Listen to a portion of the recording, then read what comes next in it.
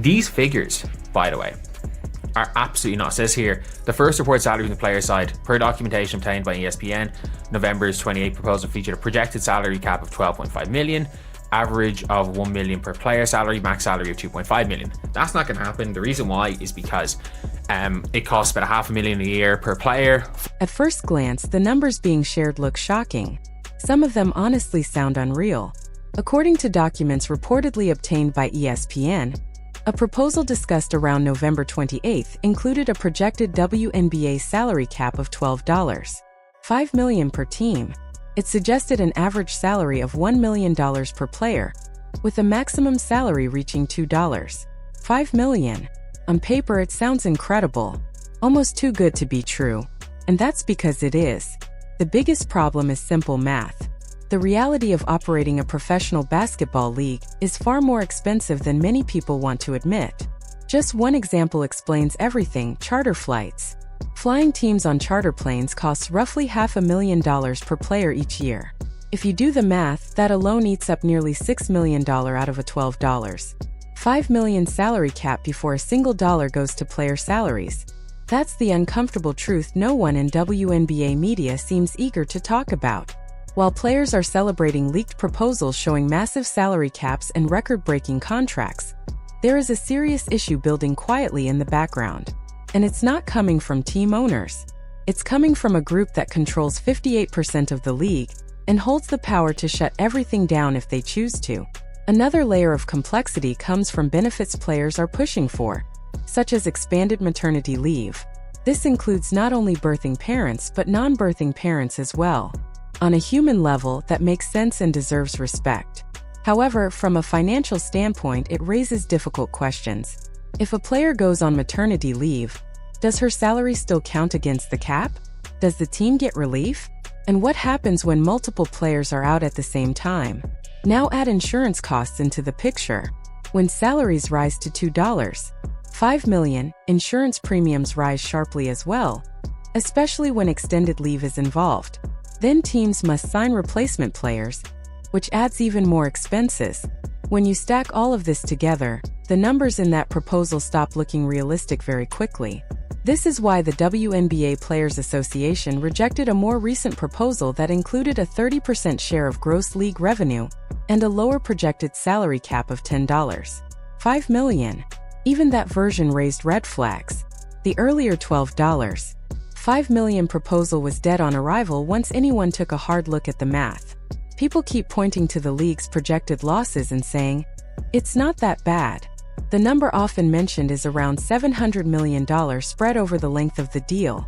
By the end of the agreement, the league is expected to have about 20 teams. When you divide that loss evenly, it comes out to roughly $35 million per team over 7 years, or about $5 million per team per year. Here's the part that surprises people. Almost every WNBA team owner would gladly accept that deal. Losing $5 million per year while the value of your franchise rises by $20, $30, $50, or even $100 million annually is an excellent long-term investment. From an ownership standpoint, that's not a problem at all. So if the owners are willing to accept those losses, why hasn't the deal been signed? This is where the real issue begins. The problem isn't the team owners. The problem is the 58% of the league owned by outside investors. These include investors who bought in during the 2022 funding round, NBA owners who hold stakes but don't operate WNBA teams, and venture capital groups that were promised future profitability. Unlike team owners, these investors do not benefit from rising franchise values. They cannot sell teams. They cannot cash out appreciation.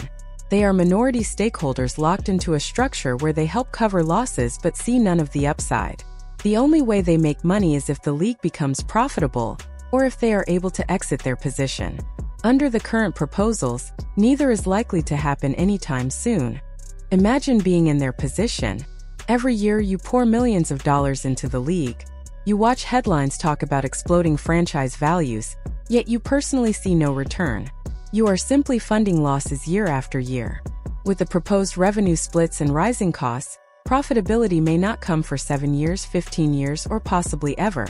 At some point, continuing to fund those losses stops making sense. And that's why this situation is far more dangerous than many people realize. That 58% ownership group has a nuclear option. They can dissolve the league entirely.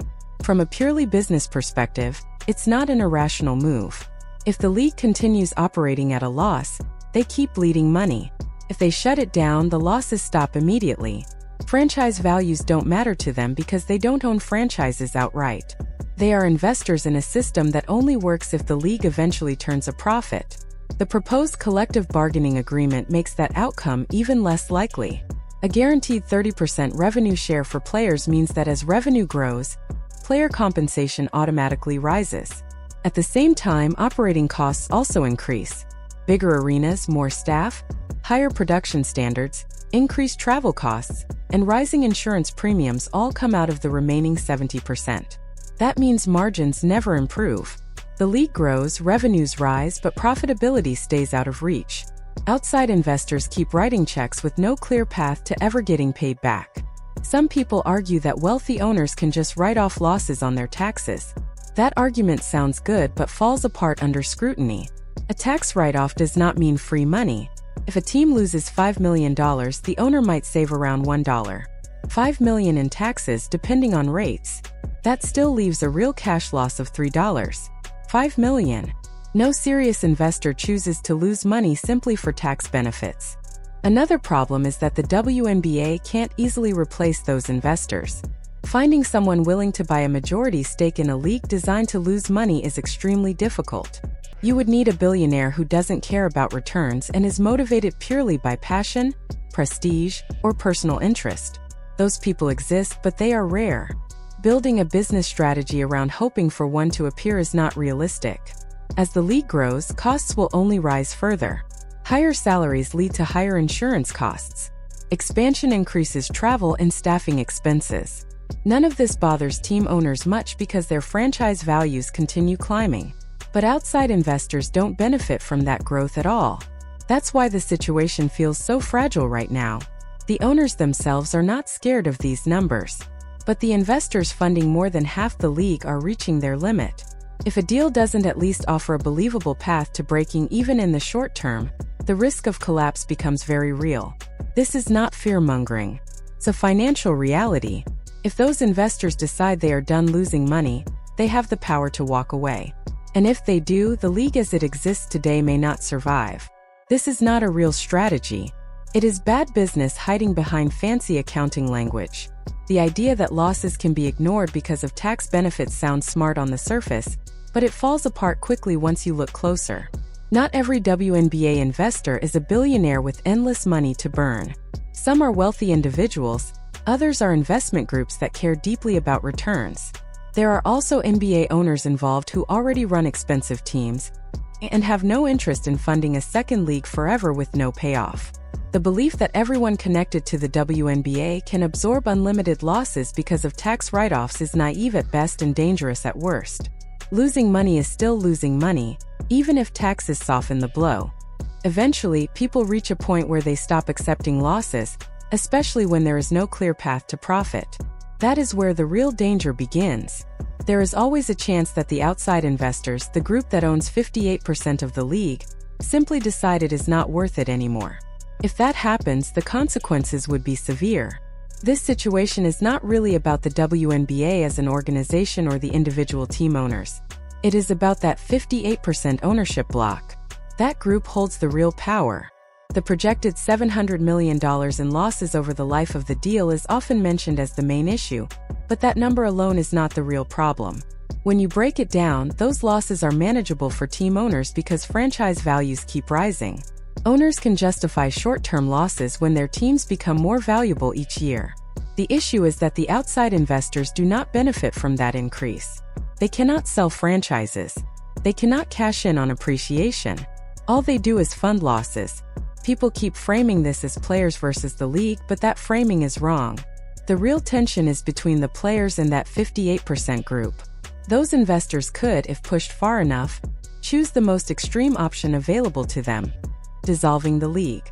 That may sound dramatic, but it is a real possibility. Not a likely outcome perhaps, but not impossible either. There is no amount of money that Adam Silver or the team owners can personally contribute to fix this. Even if every owner agreed to keep losing money, that would not solve the problem. The only theoretical solution would be finding new investors willing to buy out that 58% stake and accept years of losses. Realistically, that would require someone with extraordinary wealth and zero concern for returns. People joke about Jeff Bezos or Elon Musk stepping in, but that is not a serious business plan. You would need someone willing to lose massive sums for prestige or personal interest alone. That is rare. Because of this, the risk of the league being shut down while small is not zero. Even a 10% chance is enough to demand serious attention. This is the most drastic outcome, but drastic outcomes happen when negotiations fail to respect financial reality. So what would a realistic agreement look like? It would likely involve a lower revenue share for players, closer to 20% rather than 30%. This is not about owners being greedy. It is about making the numbers work. At 20%, if league revenue grows significantly, there is at least a chance the WNBA could approach break-even status. That outcome is not guaranteed, but the possibility matters. With a structure like that, league leadership could sit down with outside investors and say, yes, we are losing money now, but the trend is moving in the right direction. The next television deal could push us into profitability. Your investment still has a future. That conversation is possible at 20%. 30% it is not. At 30%, losses are baked into the system. There is no argument to make, only an exit plan to consider. Players often respond by pointing to the NBA, where athletes receive roughly 50% of basketball-related income. That comparison sounds reasonable until you remember one critical fact. The NBA is highly profitable. The WNBA is not. You cannot apply the same financial model to two leagues with completely different economic realities.